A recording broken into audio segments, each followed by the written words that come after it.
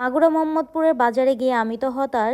গিয়েছিলাম একটা হাঁস কিনতে, কিন্তু কিনে নিয়ে আসলাম অনেক বড় একটা বাঁশ। ঢাকা থেকে আসি আজকে, আর আজকে এসেই প্রথম যাই একটু বাজারে।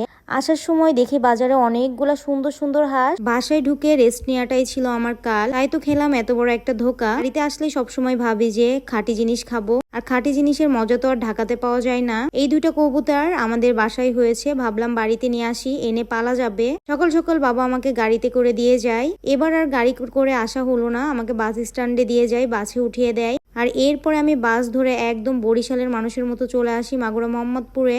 বাসায় ঢুকে একটু রেস্ট নিয়ে মাকে বলি চলো একটা হাঁস কিনে নিয়ে আসি। আমার মাও বাজারের ব্যাগ, চাবির ব্যাগ নিয়ে চলে আসলো বাজারে হাঁস কিনতে। কি আর করার, আমাকে দেখাতে পারছি না দেখে আমার পাটা দেখালাম সবাইকে। যেহেতু মাঝে একটু বৃষ্টি হয়েছে আর হাট নাকি সকাল 10টা থেকে বসে, তো আমি যখন মোহাম্মদপুরে নামি তখন অলমোস্ট 2টা বাজে, তখনও মোটামুটি ভালোই হাট ছিল। বৃষ্টির পর তো একদম হাট ফাঁকা, আর আমার হাঁস খেতেই হবে। 3টা ছিল সাদা সাদা হাঁস, আর একটা ছিল এই হাঁস, বাট এটা মুরগি হাঁস। পরে কি আর করার, দামাদামি করে কিছু হাঁস, কবুতর আর কোয়েল পাখিও নিয়ে নিলাম। এই তো এই কবুতরগুলো আমরা নিচ্ছিলাম। মা প্রথম বলছে কবুতরগুলো নাকি আমাকে ভুনা করে দিবে। বাসায় আনার পর তার এত বেশি মায়া হয়ে গিয়েছে, সে পরে বলে কবুতরগুলো সে পালবে।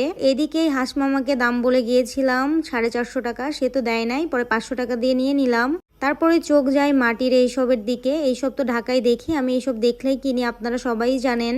এখানে দেখতেছিলাম সংসারের কি কি পাওয়া যায়, আর মাটির সব জিনিসগুলা কিন্তু অনেক বেশি সুন্দর লাগছে দেখতে। আমি একটু আমার মাকে দিয়ে ভিডিও করালাম, বাট ভিডিওর অবস্থা এতই 12টা যে আর বেশি দিতেই পারলাম না আপনাদেরকে। এদিকে আবার ভাইয়া সুন্দর করে ম্যাচিং করে দিচ্ছে কোনটার সাথে কোনটা যায়। একটা নিয়েছি মাটির কড়াই। এই তো ফাইনালি কিনে টিনে চলে আসলাম, যেহেতু বাজার একদম বাসার পাশেই, এই সবের জন্যই আর কি ভ্যান নেওয়া, না হলে কিন্তু ভ্যানে আসতাম না। এদিকে নামানোর সময় আস্তে ধীরে সবকিছু দেখতেছি কোনোটা ভেঙে চুরে গেল কিনা, কিন্তু না, সবকিছু অনেক সুন্দর ছিল। যেহেতু রাস্তার কাজ হচ্ছে, ভাঙাচোরা রাস্তা দিয়ে আসার সময় একটু কনফিউজ ছিলাম কোনোটা ভেঙে গিয়েছে কিনা। এদিকে নিচে নামতে নামতেই সবাই হাঁস নিয়ে বলতেছে হাঁস কিনে জিতেছি, একজন বলছে হাঁস কিনে ঠকেছি। একটা ভাইকে বললাম ভাই আপনাকে আমি 500 করে টাকা দিব, আপনি আমাকে 2টা হাঁস এনে দিয়েন। তো ভাই তো রাজি হয়েছে। এখন আমি জানি না কার খোপ থেকে চুরি করে এনে দিবে। মনে হয় না 500 টাকায় কোনো কিছু পাওয়া যায়, বাট আজকে আমি হাঁস কিনে সত্যি সত্যি জিতে গিয়েছি। এদিকে মা কবুতরের বাচ্চাগুলা দেখতেছিল, আর কবুতরের বাচ্চাগুলা কোনোভাবেই সে কাটতে দিল না। সে বললো এই বাচ্চাগুলাকে সে পুষবে, কিন্তু তার কোনো কবুতরের খোপ নাই, এখন কোথায় রাখা যায়। ভাগ্য ভালো আজকে সকালেই 2টা কবুতর নিয়ে এসেছি, আর ওই কবুতরের খাঁচাও ছিল। এদিকে হাঁসটাকে মুক্ত করে দিচ্ছে, আর হাঁসটা যেহেতু